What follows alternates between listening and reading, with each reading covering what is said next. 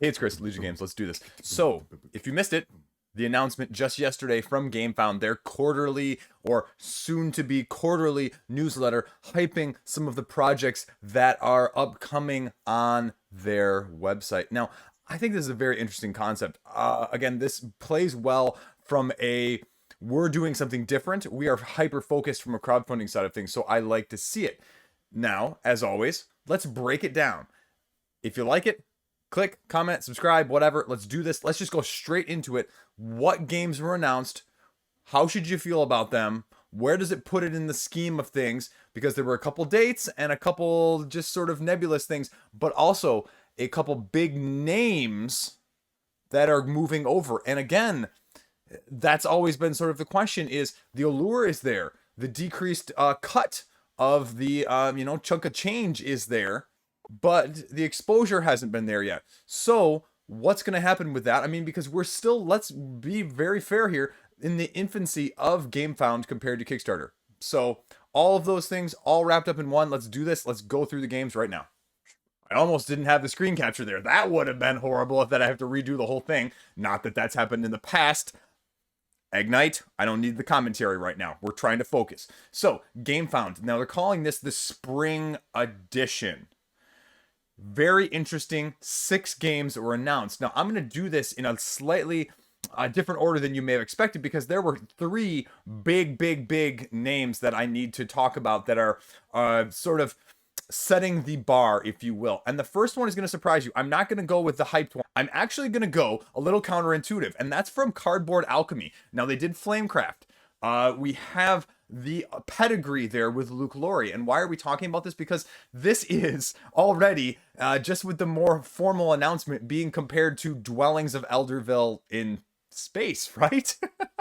and I've seen rumblings and inklings of this. I follow Luke Laurie on Twitter, and so he's had some playtesting, some prototype pictures, some discussion on it from that aspect.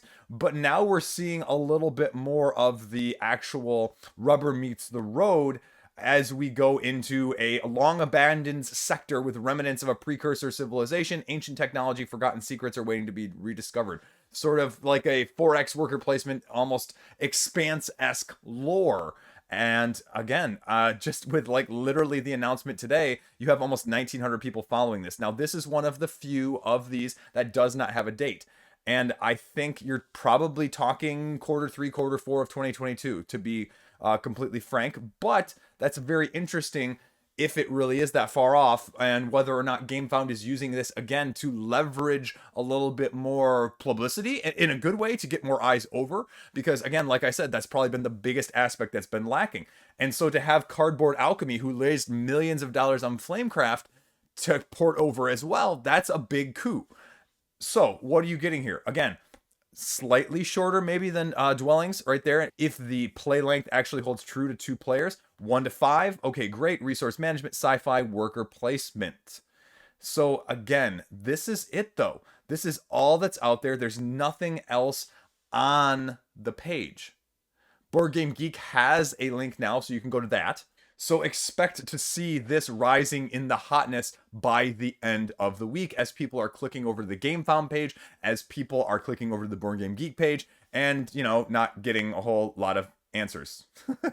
So that's it. That's all the information that we have, but you can already see it's already on my wish list, and we'll kind of see where it goes from there, as Dwellings is probably one of the few games I regret not backing on crowdfunding in the first place. Now, we're going to go over to a second game here, which needs no introduction, but I'll do it anyway. And it was sort of leaked when people were checking through the submissions on Board Game Geek, as people often have time to do, I guess. And this is the standalone sequel to Sleeping Gods, Distant Skies. Now, again, taking a different setting. Now you're going in the air in the 1930s, and bizarre creatures, scheming gods, and untold dangers, in the world of Sleeping Gods. And it has received relatively critical acclaim from a narrative storytelling-esque RPG, leveling up characters, resource management style of game. Again, though, we have a date on this one, which is a departure already from Andromeda's Edge. That date puts it on the 18th of April right now, and I don't have a lot launching in April. I mean, we are practically almost mid-March at this point, and I have literally like less than a dozen games that I know of that are being launched in April. So that's either a great thing because there's not a lot of competition, not that this is going to, necessarily be scared of competition, but now are you going to see other projects that were looking at the middle of April shy away because of this pedigree, because of Red Raven Games, which again is another coup to get the Red Raven Games name over to Gamefound. And it's a standalone sequel. People were picking this thing apart already today, saying, well, it only says 1,000 hours instead of 2,000 hours. Is that just a rough estimation? Or is that actually going to, be a smaller game and smaller in scope and size? And I'm like, people, if you have that much time to ponder campaign games, folks, one, that's awesome that you can play them that much. But then two, I mean, we're nitpicking a little bit here. Now, again, the bigger question is going to be, it's a standalone game. What is going to be different? How is it going to be different? I think they talk about the fact that there's going to be more character involvement, more character specialization, more character, leveling up in that sense. You already have people going over here on the Board Game Geek forums debating about whether or not there should be a companion app and thoughts on the description alone. And this one, since it got leaked like over the weekend, again, you can already see it's already over here. I'll scroll it up so it's my face isn't covering it. It's already on the hotness. So I imagine it will stay there for the next coming weeks, especially as we get closer and closer to this date, being sort of the 2/3 of the way through April. Now, again, there's a little bit more on the page here than what was expected, and anything more there. But again, you already have quotes from all the big people in terms of quotes that you're going to need. So I don't imagine that will be updated any further when you have got no pun included and Space Biff and Z Garcia on the front page. I mean, don't need anyone else's words. And so you can imagine that if the people who loved it the first time around, they're going to be getting the prototype copies to talk about it. I would be shocked if like Rado already doesn't have one and is playing through it as we speak. And then you also get whatever this is now. It says now available in print, quick open world adventure for 1 to 2, the Primeval Peril. So I'm assuming, is that like an expansion for the original one? And it looks like you can get everything else from the original one. The question is going to be, is it going to be the same price? Because that was the big thing that you're seeing a lot of on the retail side of things now, is the price has been, significantly jacked up because it's been harder to get. And so people have been sort of scalping it a little bit. What are you going to see with this second edition? Because let's not call it anything else. I mean, it's a second edition essentially. And so are you going to change things around? How drastically you're going to change things around? Do you need both? Now, you've already got people clamoring over getting this one that loved the first one, but is it going to be more akin to, Dwellings versus Andromeda, where they're completely different, but also sharing a similar background? Or is it going to be sort of like Kingdom Rush, where you kind of have one or the other and you don't necessarily need both? But you're going to have a lot of people that, regardless, are huge Red Raven fans and buy everything Red Raven regardless. So you're going to have that as well. So that's going to be an element of things. So that's the second game. Now, the third one is going to surprise you as well. And I think this is another huge coup. And this one is from Cyanide and Happiness, who have an amazingly large following outside of the board game realm of things. And they did the Trial by Trolley game, which again, is widely mass appealing. Say whatever you want about it, and people have a lot of fun with. And they have announced nothing. This is going to be a card game. And you can get a free gift, a little free miniature for following it. And you can already see that they must have clearly announced it as well on some sort of media channel that they have, their own website, because there are already 6,500 people following this. And again, for something that is almost guaranteed, given their following and their cult status outside the board game realm on the interwebs, that this is going to raise millions of dollars. So that is a big loss for Kickstarter and a big gain for Gamefound. There's nothing else on the page except for, again, you can get this little blind box figurine if you follow. So that's it.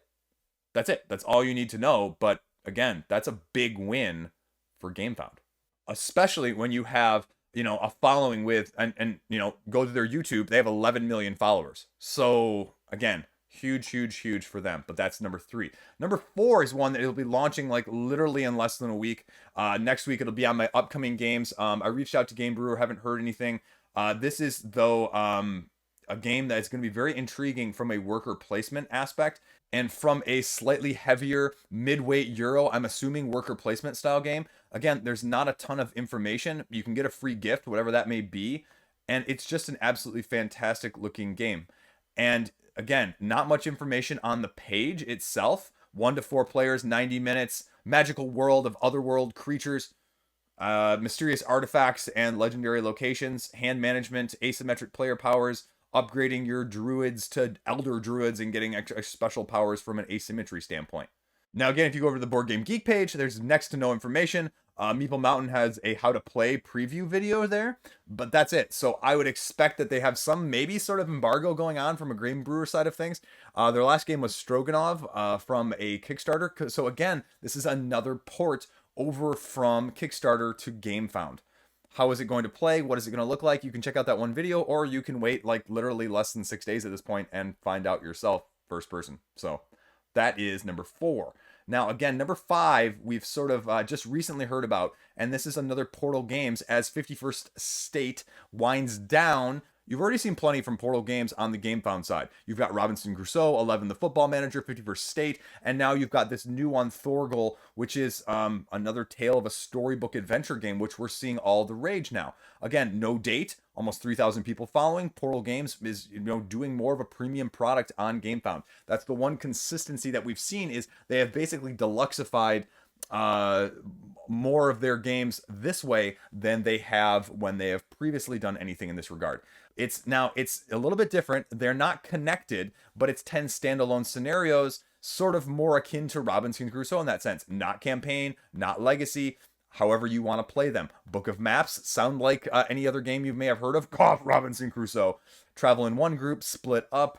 We're starting to see a little bit more of that. We saw that with Forest of Ragos last year, where you can split up as you're crawling. We're starting to see it go across more in that aspect. And then there's also going to be morality, which is starting to become more of a, hot button topic. Again, how nuanced is it going to be? What sort of overhead is there going to be as well? And how strong of narrative? We saw this with Lands of Galzier last year. We saw this with several of these games that were all coming out in a row. Again, what's going to be the thing that sets yours apart, and why should I get this over all of the, the half dozen or so that were backed in 2021 or funded for millions or hundreds of thousands of dollars then? We'll see, because upgrades, resources, and again, if you're not gonna campaign them, if you're not gonna link them, how much character development can you actually have as you're going along? So we'll see. I'm gonna guess quarter 3, quarter 4 of 2022. So we'll check that out. Now, last up here, we have an interesting one. We've known about this one for a while. This is the remake of the classic Rainer Knizia game, Ra. One of, or thought of possibly as the best auction game made. And redone artwork from Ian O'Toole. Again, no date here, but you've got, again, 3,400 people following it. Next to no information. What are you going to do differently with this version? Why on earth do I need a game? I mean, although it's hard to get, is it just going to be a simple reprint? What else is it going to entail? There is an extensive nitpicking and breakdown of some of the images here, as well as from 25th Century's Twitter or media, of differences, of tweaks of the Ian O'Toole art in general, and the overall aesthetic is just more pleasing. But again, is this just going to be a simple reprint? What else is going to entail with this? Are you going to mess with a formula of a classic, which is, still standing the test of time since first being put out in 1990? 9. Think about that for a minute. Okay, there you go. So that's all 6. One last thing here, and as we go back over to this main page, one last thing of note here. For the last couple months, they're testing running selected campaigns, and they are going to be hopefully opening it up to all game creators closing in soon. And they have a lot more features that they want to put out with all the new campaigns. So again, keep that on your radar, as you may see a slight flood, maybe, when it does finally open up. But I imagine you'll be hearing that from the rooftops being shouted across the land when it actually does. There you go. Gamefound, the roundup, the spring edition. What do you need to know, especially those 6 big campaigns? What do you think? More excited, less excited? Do you see Gamefound improving from that aspect? I mean, like I said, those are three big names that they, have sort of scooped out from under the wing of Kickstarter. And if I was Kickstarter, I mean, they have been very complacent. But if they don't do something, eventually it's going to catch up to them. It's just when. So we'll see. Rivalry breeds innovation. Necessity is the mother of innovation, whatever it may be. But it's going to be cool to see, and I would love to be able to get my hands on a couple of those games to show you guys more. So, hopefully I can. As always, thanks for watching. Thanks for clicking. Thanks for tuning in. Have a great day. Stay classy. See you around. No ramble. No ramble. We're done. Nope. Sorry, Ignite. I'm cutting you off early.